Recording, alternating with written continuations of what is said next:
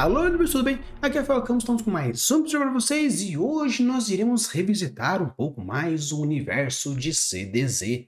Já falamos sobre algumas armaduras, já expliquei um pouquinho mais falando sobre o principal elemento narrativo, o World Build e sistema mágico da frase "um golpe não funciona duas vezes contra um cavaleiro", e hoje iremos conversar um pouco mais sobre o Hades. No caso, mais especificamente sobre o submundo abordado aqui em Saint Seiya Cavaleiros do Zodíaco.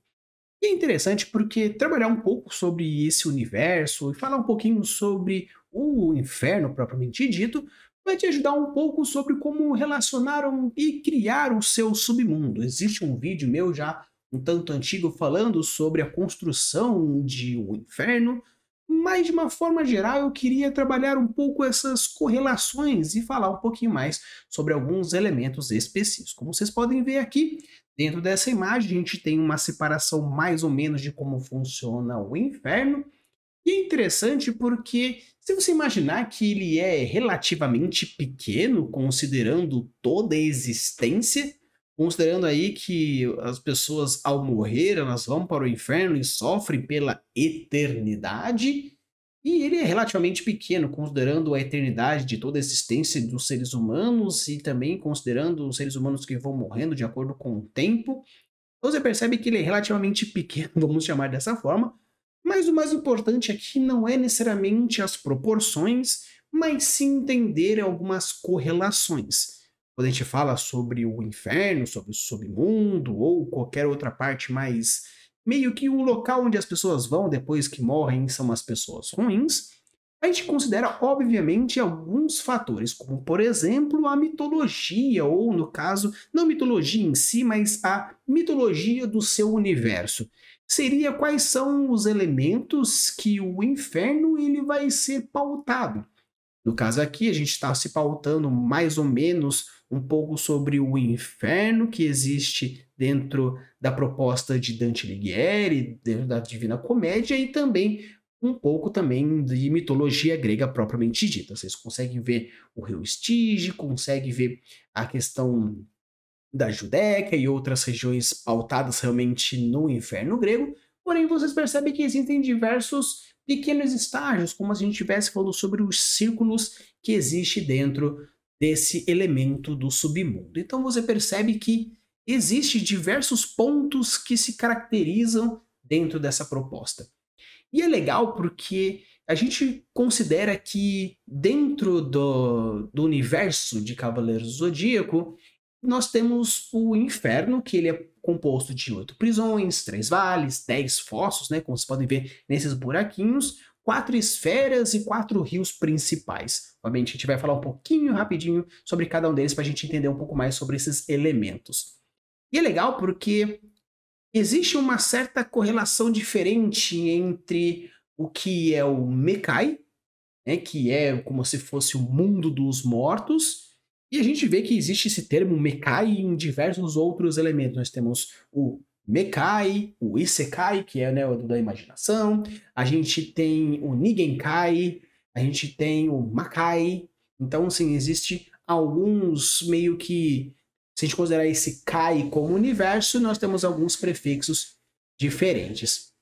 E tanto que até mesmo dentro do universo a gente tem o Yomotsu, que é meio que uma montanha, ou uma região específica para as almas. É meio que o universo submúndico de CDZ é um tanto complicado, porque existem outros elementos, não apenas a obra do Maçã Encruzilhada propriamente dito, e sem contar que ele é uma mistura. A gente considera Shaka, ou Shaka de Virgem, ele tem um pouco do budismo, tem também uma deusa grega, tem a Excalibur, do caso do Shura, e é uma mistureba louca, mas falando um pouquinho mais sobre a questão do universo propriamente dito.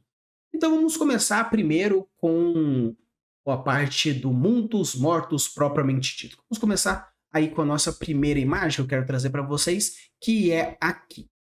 Essa região aqui especificamente, ele é o buraco do mundo dos mortos, que a gente chama de Yomotsu.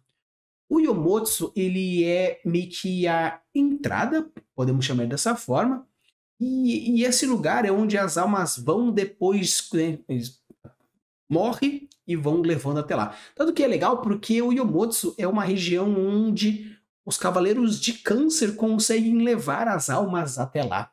Tanto que quando a gente tem as ondas do inferno, né, traduzindo aí ondas do inferno do cavaleiro de câncer, ele transporta, ele pega a sua alma e leva para algumas regiões do inferno apenas numa projeção um pouco mais astral.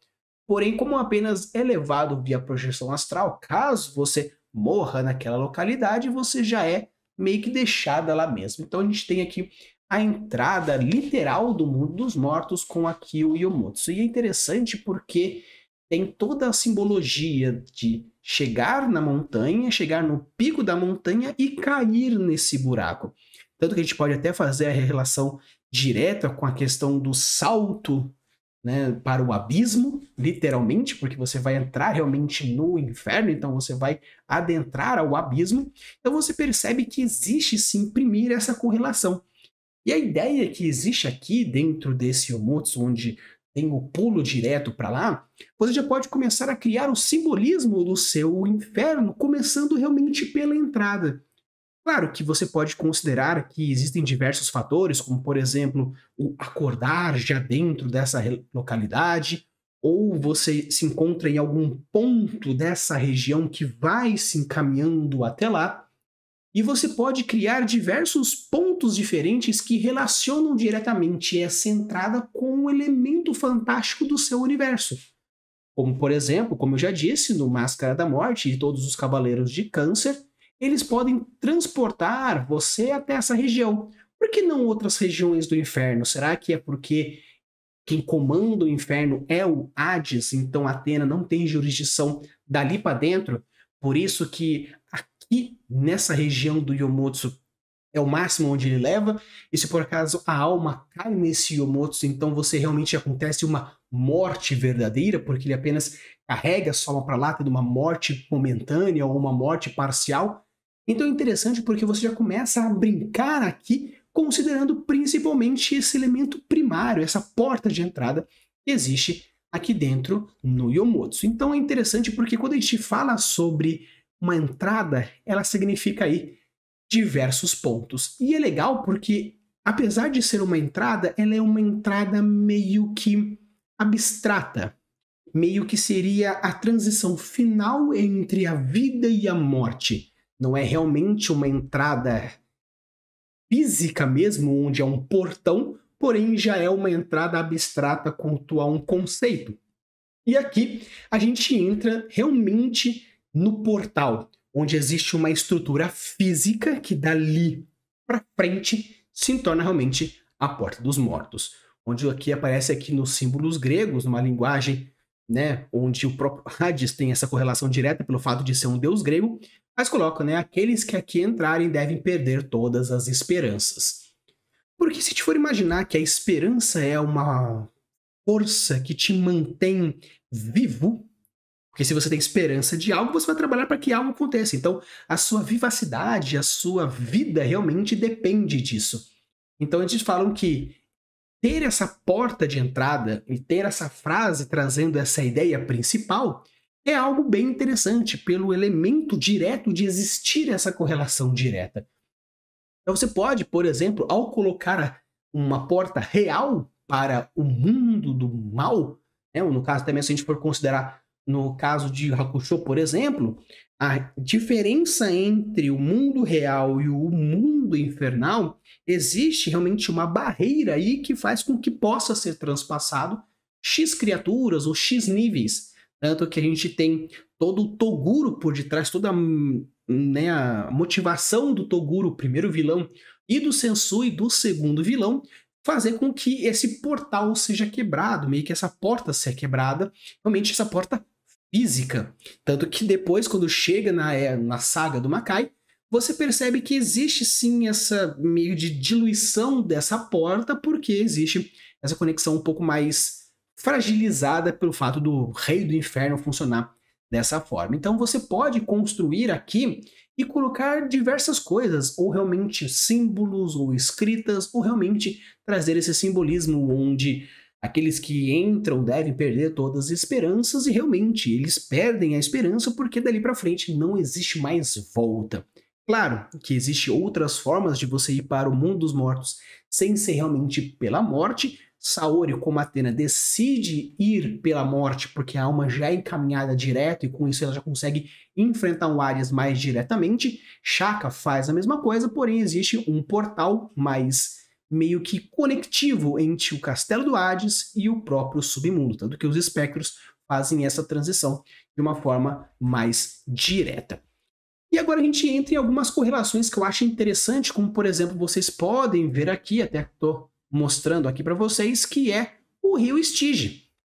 E é interessante porque o rio Estige, ou no caso o rio Aqueronte, ele é uma relação direta com a própria mitologia, onde a gente tem o barqueiro das almas, que você pode atravessar colocando por uma certa quantidade, tanto que na mitologia você coloca moedas nos olhos dos mortos para ser entregue ao barqueiro.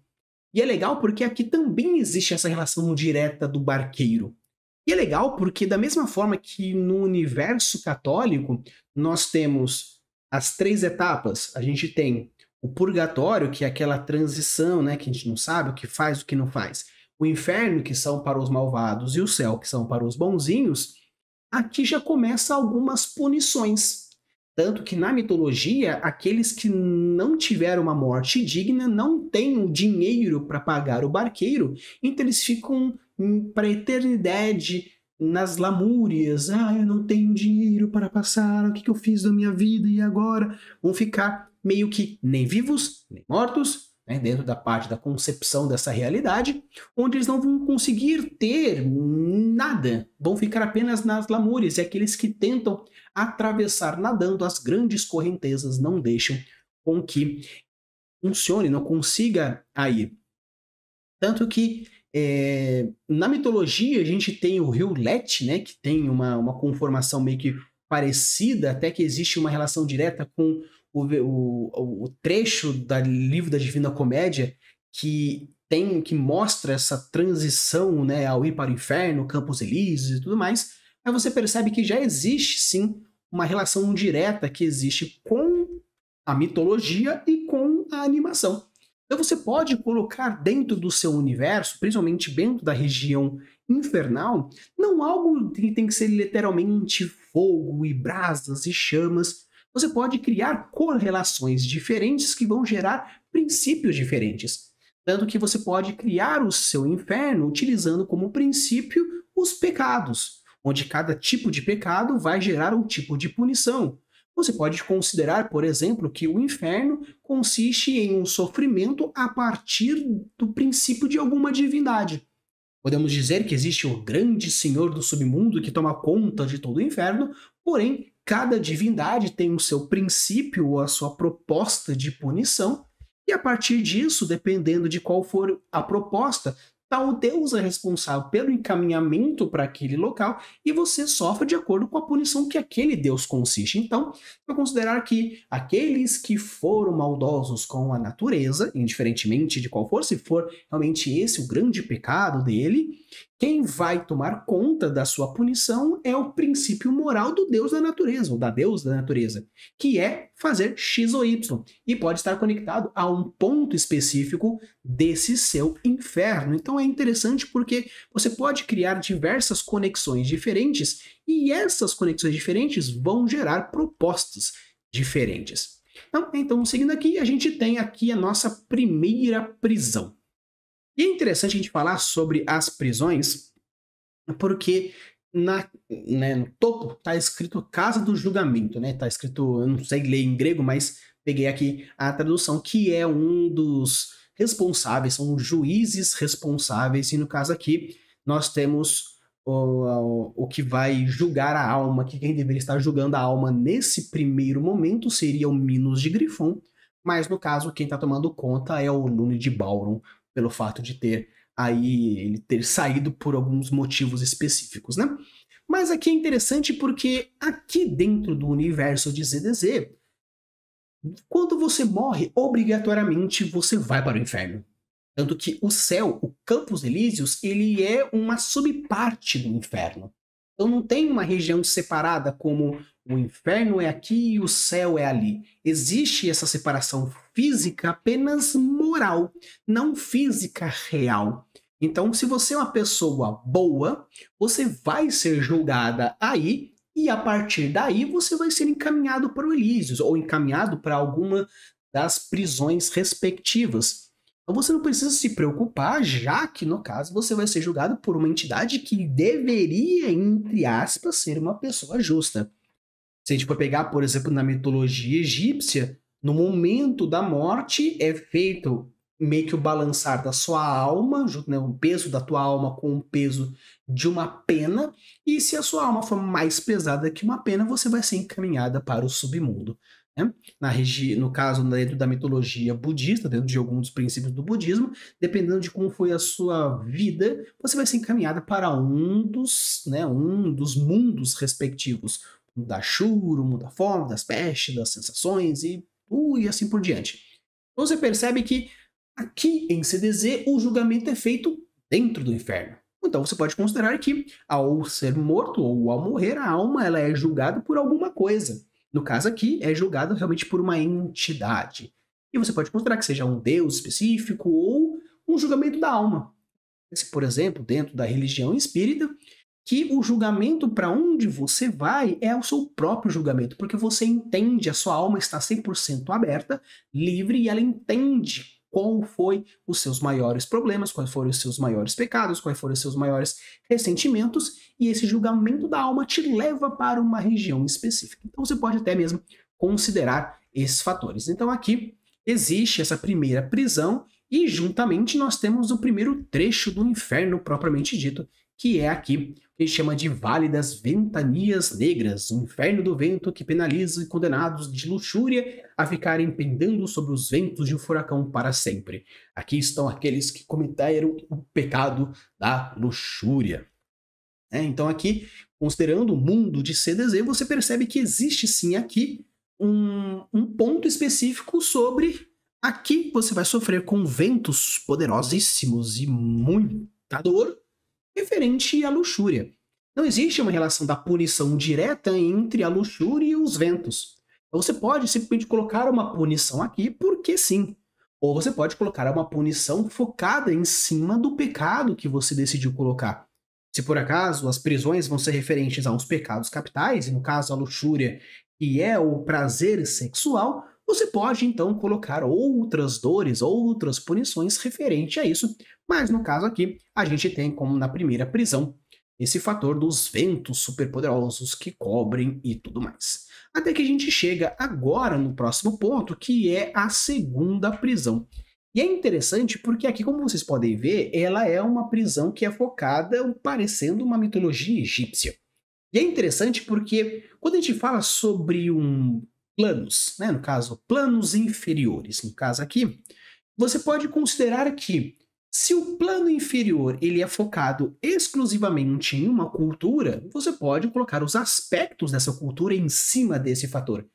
Tanto que aqui você pode colocar que, mas Rafa, mitologia grega, mitologia egípcia, existe um abismo. Na verdade, não existe um abismo. Devido à globalização daquele tempo mesmo, existiam as interconexões entre um e entre outro.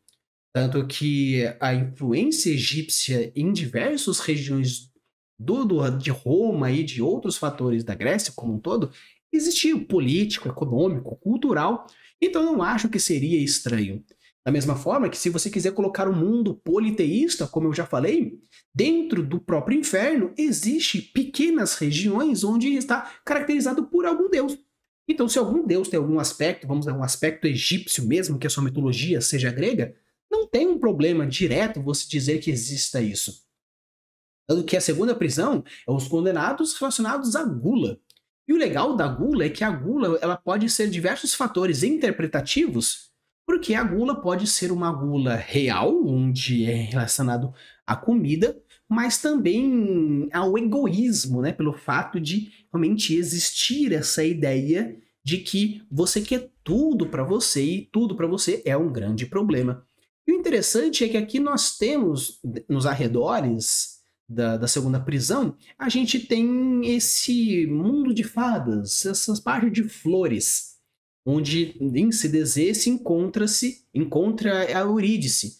Na mitologia grega, Eurídice ela era a parceira do Orfeu, que ao morrer, Orfeu vai até o inferno e tenta convencer Hades de que deveria trazê-la de volta. Tocou uma musiquinha, conseguiu a permissão, mas ele não poderia olhar para trás e confiar. Estaria em um momento de distração, ele olha para trás e ela é puxada de volta para o inferno, algo que é realmente relacionado aqui, e eu acho isso bem interessante. Então você pode colocar que mesmo tendo o inferno, colocar regiões não infernais. E o interessante é que, utilizando como proposta meio que o subtexto ou até mesmo a semiótica, não necessariamente lugares bonitos realmente são locais de paz. Da mesma forma que lugares tenebrosos não são necessariamente lugares de terror ou lugares maldosos. Porque em um mundo onde a felicidade é falsa e a angústia existe em cima disso, ou até mesmo o lugar é lindo e você não consegue tocar naquilo que você ama pela eternidade, pode ser uma dor muito maior do que um sofrimento físico. Então estamos num lugar lindo, lugar maravilhoso, onde a paz reina, porém existe um ponto específico dentro dessa localidade que me gera essa dor.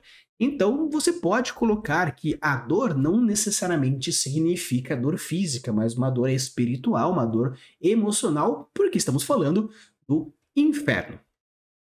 Então agora a gente tem aqui o outro ponto, tem uma imagem pequenininha, vou dar uma leve aumentadinha aqui para ficar vendo um pouco mais fácil. E aqui a gente tem a terceira, onde aqueles que abusaram da cobiça ficam aqui condenados a empurrar pedras por toda a eternidade. Aqui estão aqueles que cometeram o pecado da ganância. É interessante porque essa região, ela traz um pouco a questão de um mito específico que teve uma pessoa que tentou enganar a morte e conseguiu fugir da morte, fazendo com que ele meio que passou a lábia, né? É o Sísifo. Ele, né, teve a lábia, conseguiu meio que enganar o Thanatos, e no momento que ele morreu de verdade pela velhice, ele já deveria ter morrido antes, ele foi condenado a empurrar uma pedra fortíssima, pesadíssima até o topo da montanha, e sempre no final da tarde, quando estava para chegar, a pedra escorria para baixo, fazendo esse serviço eterno. Tentou enganar os deuses, então você vai fazer dessa forma. E aqui, considerando o pecado da cobiça, você pode até meio que considerar que a cobiça seria essa pedra, onde você tem a ambição que sempre vai conseguir, chegando lá em cima, essa cobiça te escorrega, fazendo com que você caia de novo desde o começo. Então é interessante porque, apesar daqui não ter uma relação direta, você pode até considerar, mas também tem essa relação direta com a própria mitologia, com a história de Sísifo. Então eu acho que vale a pena trazer essa referência direta. Então você pode até mesmo, quando for construir o seu inferno, criar algumas histórias, algumas mitologias que referenciem de uma forma geral. Então eu achei bem legal porque isso pode gerar elementos e deve gerar elementos que contribuem de formas diferentes. Então, acho que vale a pena não apenas o estudo de uma forma geral, mas também essa relação direta. Você pode criar as mitologias da forma que você achar interessante. Né? E aqui a gente tem, seguindo a quinta prisão. Entre a quarta e a quinta, a gente tem realmente o rio Estige, que é um dos 4 rios infernais, e é conhecido, ele é original, onde ele gera essa... você pode gerar essa invulnerabilidade quando é mergulhado nele. Tanto que o rio Estige tem a história do Aquiles, que ele foi mergulhado, porém apenas o tendão foi ficado para fora, né? O calcanhar ficou para fora, então ele ficou invulnerável inteiro, menos a parte do calcanhar propriamente dito. Aqui, na quinta prisão, aqueles que não seguiram a doutrina divina ficam sofrendo condenados no túmulos queimando. Aqui cometeram o pecado da heresia. Então, no caso aqui, você, pelo fato de ser um herege, você vai estar para sempre queimando em seus túmulos, porque os deuses não permitem que você tenha a paz. Então aqui é interessante porque já traz um pouco mais essa premissa de uma forma geral. Entre o quinto e o sexto da prisão teria o labirinto do Minotauro, meio que uma referência ao próprio labirinto do Minotauro propriamente dito que existe na mitologia. Porém, eu não tenho nenhuma imagem bonitinha que eu possa mostrar sobre isso, então a gente vai passar para o próximo. Então aqui a gente tem antes de... eu até estou mostrando agora a parte da Cachoeira de Sangue, que seria a parte meio que final, um pouco antes da última. Então, mas aqui é interessante porque eu quis mostrar isso por você pode criar elementos dentro do seu inferno que remetam a alguns simbolismos interessantes. A cachoeira é uma grande força da natureza, a cachoeira de sangue feito por alguém ou alguma coisa específica. Tanto que se for pegar Impel Down, a parte da prisão que acontece em One Piece, existe na parte da terceira prisão uma secura, uma parte de deserto monstruosa. E no andar de baixo, no quarto, é das chamas do fogo ardente. Então o fogo gerado por aquilo deixa a secura de cima. Então você pode construir aqui nessa parte mais da cachoeira de sangue, você pode então considerar que existe sim essa relação de que o sangue de alguma localidade gere isso daqui, ou simplesmente mais uma questão semiótica propriamente dita que eu acho que vale a pena também ser colocada. Mas falando então um pouco sobre a parte mais da sexta prisão propriamente dito, estamos falando dos vales. Não consegui uma imagem interessante, porém a gente tem basicamente 3 vales interessantes abordados aqui. O primeiro vale é o vale do rio Flegetonte, e é meio que o inferno de sangue, algo que é a origem dessa cachoeira de sangue que está sendo mostrada aqui, né? O vale para onde vão os criminosos que em vida utilizaram incessantemente a violência contra o próximo. Nele se encontra um mar de sangue quente como lava, onde as pessoas sofrem pela eternidade. Então a gente tem aqui essa relação direta. Temos também o segundo vale, que é o Vale da Floresta dos Suicidas, meio que já dá para entender mais ou menos qual que é o ponto importante aqui. E o terceiro é o Vale do Deserto Abominável, que é o inferno desértico, violentos contra os deuses não condenados a um deserto escaldante. Então a gente tem aqui os blasfemadores, os intelectuais, os sodomitas e os usarários. Usarários é meio complicado, né? Mas os blasfemadores são aqueles que utilizam as palavras violentas contra os deuses, os intelectuais, que são violentos contra os espíritos, meio que na época a gente falava que, principalmente na parte quando a galera fala sobre o período de Cristo, e os intelectuais são aqueles que são contra a divindade porque apenas utilizam da parte lógica e dizem que eles são superiores essas divindades pelo fato de serem sábios, inteligentes e papapá. Então meio que os intelectuais entram nesse ramo de pecadores. Os sodomitas, né, que estão relacionados à parte da natureza dos deuses, meio que a parte de sodomitas, mais ou menos, está mais voltado à questão do corpo, né? Então, o corpo tem a natureza de Deus, que é o corpo, a imagem e semelhança, então estão relacionados à parte mais corpórea, a punição corpórea em relação a isso. Vocês entendem, não vou dar aqui as palavras especificamente, porque o YouTube pode dar alguns problemas. E os ararraios, eles são meio que... falam que são contra os ensinamentos de Deus propriamente ditos.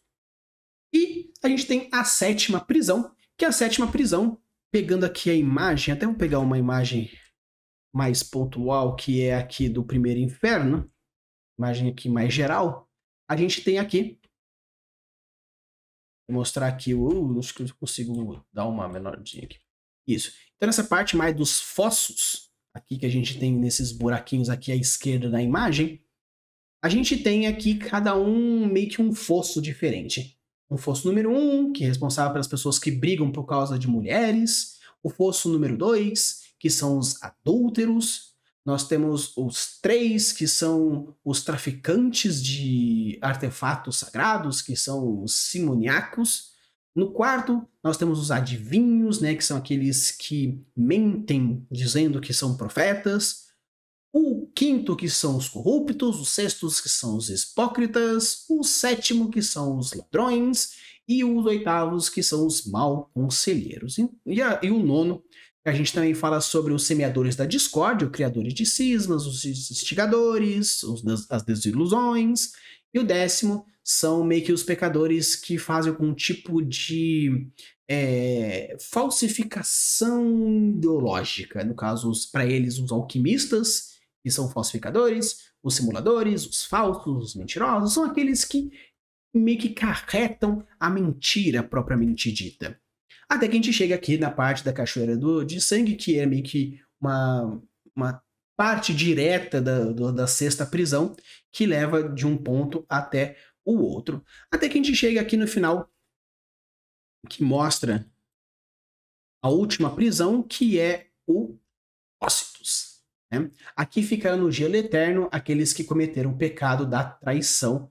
E a partir disso a gente tem alguns pontos específicos. Nós temos dentro do Cócitos, que é o último mundo da nevasca, a gente tem a sexta esfera, que é a Caína, onde mora o Radamantes, um dos juízes. A gente tem a Antenora, onde fica o Aiacos. A gente tem a terceira esfera, que fica o Minos. A quarta esfera, que é a Judeca, que tem a parte onde fica meio que a última etapa antes de chegar em Hades propriamente dito. A gente tem essa questão onde fica a separação entre o inferno e o Campos Elíseos, literalmente porque acontece o grande muro das lamentações. De uma forma geral, quando a gente fala sobre o inferno, é interessante a gente imaginar que exista os elementos pontuais em cima de cada uma das propostas. E aqui, mesmo que eu tenha feito mais um en passant de todos os elementos, até vou voltar aqui para a primeira imagem, que é o inferno propriamente dito geral, você percebe que cada um tem um aspecto interessante. Um aspecto mais dolorosos, onde existem lâminas do vento, força de pedras, pântanos malvados, cheiros, o fogo, o sangue, deserto.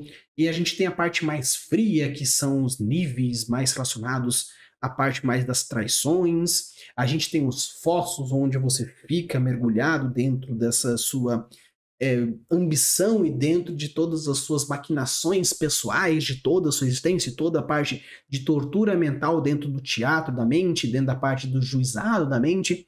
Então você percebe que cada um existe um ponto. Então é legal porque mesmo que seja algo que foi mais o pontual de cada um dos espectros, onde os cavaleiros foram passando até chegar no último estágio, como se fosse uma corrida das 12 casas, mas passando por todos os infernos, meio que essa história se repetindo, eu acho que vale a pena a gente imaginar que cada um dos pontos do seu inferno precisa ter uma justificativa interessante para a existência. Não faz tanto sentido você criar um local onde não exista pessoas que vão ser punidas naquele local.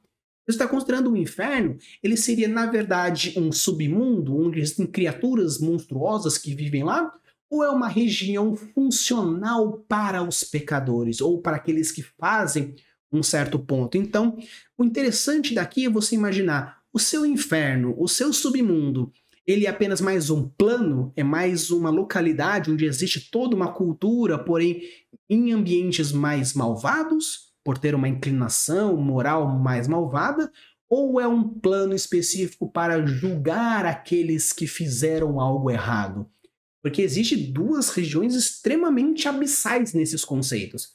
Porque um é simplesmente mais um universo onde o princípio do genus loci é a maldade, é a inclinação para o mal. Já no outro é uma inclinação que pode ser uma inclinação positiva, porém estamos falando sobre um conjunto de leis divinas que gerem esse tipo de situação. Então, o legal na hora que você for construir é imaginar qual é o princípio efetivo disso. E, obviamente, deixar elementos que façam girar em torno disso. Se você chegar até aqui, deixa o seu like, se inscreve no canal e coloca aqui nos comentários se você assistiu o CDZ, gostou da saga de Hades, chorou quando os Cavaleiros de Ouro se mataram, alguns pela segunda, terceira vez, para explodir o Muro das Lamentações. Particularmente eu adoro essa cena, eu acho incrível essa saga. A saga de Hades eu acho maravilhosa e eu fico muito triste pelo Lost Canvas não ter terminado a animação, porque a história é muito boa, também porque temos Hades como principal elemento narrativo. Então, se você gosta desse tipo de conteúdo, deixe o seu like, e se você tiver qualquer pergunta ou inquietude, deixe aqui nos comentários, porque irei responder, obviamente, como eu tenho prometido. Deixou qualquer pergunta nos comentários, vira um short respondendo. Deixa aqui, porque eu quero saber o que você achou e qual é a sua dúvida. Use a boa das suas construções e deixe os mundos cada vez mais incríveis. Valeu!